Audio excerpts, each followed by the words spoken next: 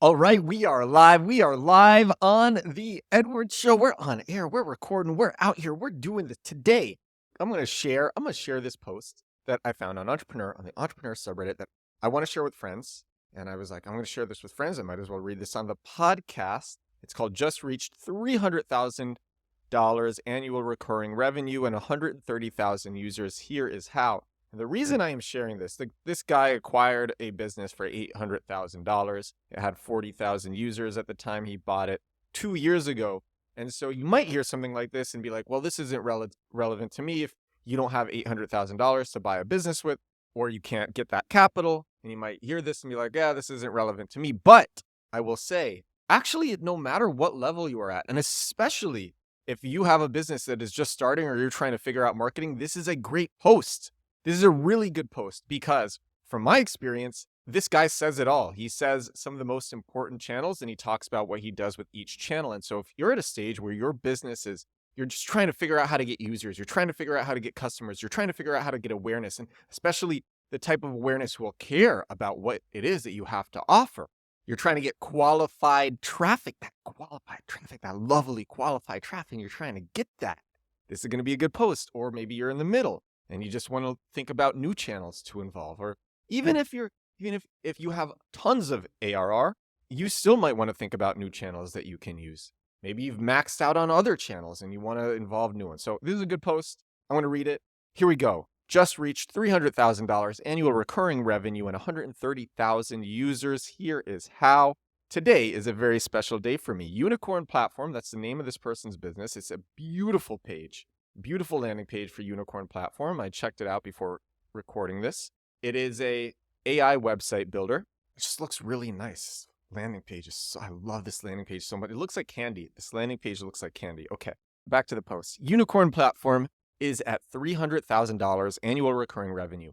I bought it 2 years ago for $800,000 with 40,000 users. After having one bad year after the purchase, the next year I managed to grow it to 128,000 users who built their websites, directories, job boards, launch pads, and landing pages for their SaaS, personal app, course, or podcast. Here is how I got there. That's such a good place to share Unicorn Platform as well on the Entrepreneur subreddit for all these people who might want to use it for that. So it's really smart to offer all this value. And actually, this person talks about doing this on Twitter and it worked well for him. So number one, there are 13 channels here. 13 acquisition methods here. Okay, number one is redesign. I went through 1,000 support tickets one by one to 100 frequent requests. At first, I wanted to start fixing them, but it would take us a year. I slept on this idea for a few weeks and realized that half of these may be solved by changing our entire user experience from page-based to canvas-based. Like Notion, where there are no pages. It's only a canvas with a page and everything else comes in pop-ups. It just erased 80% of the tasks from the backlog. Then we tackled the remaining 20%. Not all, of course, still working on it. It reduced churn from double digit to single digit. That's amazing. Churn is like someone with software companies myself. I don't think founders spend enough time thinking about churn. My personal belief is many companies are actually getting a decent amount of users and they're losing most of them because they don't spend enough time, not just thinking about churn, but also thinking about how to use the existing users or the existing funnel to create a self-perpetuating funnel. Putting in different growth tactics, for example. Using users to boost domain authority so you can rank for more competitive keywords. Putting in an affiliate program where users are incentivized to become affiliates. Things like that. All right, back to this post. SEO. SEO is number two. I knew very little about SEO a year ago, so I had to learn a lot from scratch. Instead of implementing just one strategy, I went on to try pretty much all of them at once. I looked at existing keywords I ranked for and optimized pages for that to win even more traffic. I've talked about that before. I looked at competitors and created articles for the same keywords. That's great. Worked hard on domain authority, reached almost 80 using Ahrefs. Moz domain authority will have a lower score, so Ahrefs 80 out of 100. Half of my pages weren't indexed. I used an indexing tool. And I created lots of articles for non-related topics for the same audience. So he's improving top of funnel with SEO, which I think is generally a waste. People don't realize that. But he is doing a lot of stuff right with SEO, and that's great to see. Number three, directories. I saw traffic from directories 2 years ago on my other project. So I pushed really hard, listing on all directories for Unicorn platform as well. Back then, most directories were not so popular, so I was kind of lucky to list there early. And as the directories went viral, I got a really good share of that traffic too. Number 4, Product Hunt. Oh my gosh, my friend Alan just launched on Product Hunt yesterday. So this is what he says about Product Hunt. We launched there in July. If you win on Product Hunt, there is a very long aftershock. You end up in newsletters and blog articles. We took second place, but it was a very busy day. We scored over 1,000 upvotes, so we got pretty good traffic and results. And I've seen this time and time again myself. When you rank high on Product Hunt, there really is a long aftershock. I've launched so many times on Product Hunt. I helped my friend Alan launch on Product Hunt yesterday, and he's getting so much traffic and is appearing in so many blogs and newsletters. And so, yeah, Product Hunt's legit. Number 5, talking to users, helping them. I sent an email to every paid user asking for feedback and starting a discussion. I talked to at least 300 of them. It helped me figure out some low-hanging fixes I could do to keep them, and I also had a very strong network effect afterward. Many new users would tell me they got a recommendation from their friend. Eventually, I started simply helping out all my users every day. I still spend at least an hour a day for free with my feedback on everything they ask, tips and advice. I even connected one guy who was raising a round to an investor. That's incredible. On our company Reverb, for every person that purchases premium, they get an email directly from me saying, hope you enjoy this. Check out our Chrome extension. Let me know if you have any feedback or any problems. I'm here. And when I release this new product that I'm working on, this new SEO program, which I've talked about, I'm going to do the same thing. And I'm going to hear from people who purchase and improve the program as much as I can. I want to make something incredible. So I love that he's doing that. Number 6, social media. I shared all my steps, not just monthly recurring revenue, but my actual steps on how I got there and what I did. Many of such posts went viral and helped other makers grow their products.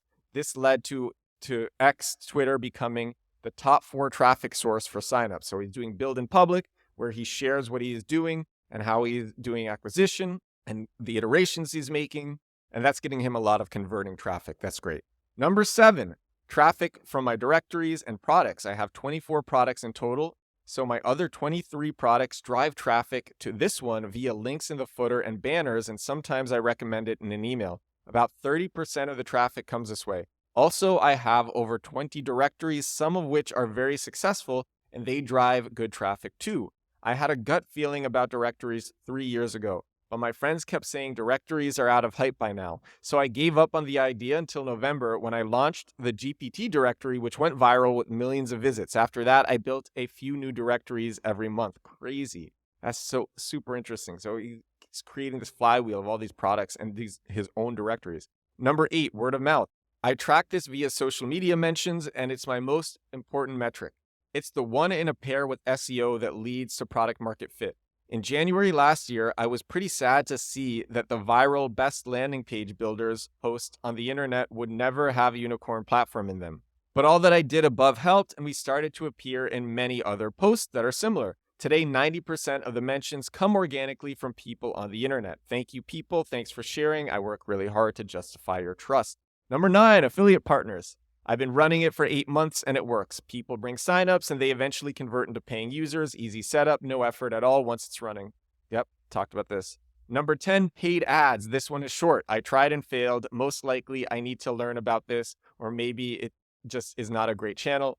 Number 11, sponsoring other directories. This guy loves directories. I sponsored a few directories to place my banner there.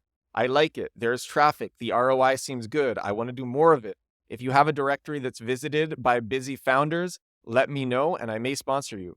Number 12, we're almost done. More templates and blocks. I hired an amazing designer. He's the next Johnny Ive, trust me. We created many new templates and components. Now we're working on a new update that will 10x the power of Unicorn Builder when it comes to visual stuff. Once this is out, you'll forget what Webflow and Framer are. Imagine getting similar power with 10x less time than is needed and 20x easier UX. And finally, number 13, cross promotion. We partnered with Senja. Oh, cool. I've talked about Senja on the show. We partnered with Senja. Senja is a testimonial tool. We partnered with Senja by adding their testimonial block to our third-party blocks. Now, Unicorn users can add Senja blocks with just a few clicks.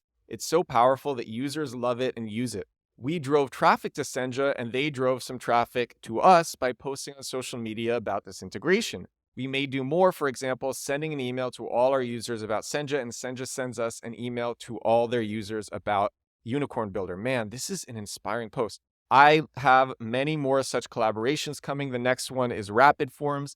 Users will be able to add very advanced forms with multiple steps and even payment steps, launching it next week. If you think your product fits in too, let me know. We both will grow our user base by doing these collaborations. That's it. Great post. So good. All right. That's the episode. I hope you enjoyed this one. I feel inspired. I feel great reading this. This is episode 315. Holy moly. Just the other day I hit 300. Now I'm at 315. How did that happen? This is episode 315 of my daily growth hacking, growth marketing, digital marketing podcast. Do this thing every day without fail. Thank you so much for watching. Thank you so much for listening. I will talk to you again tomorrow. Bye now.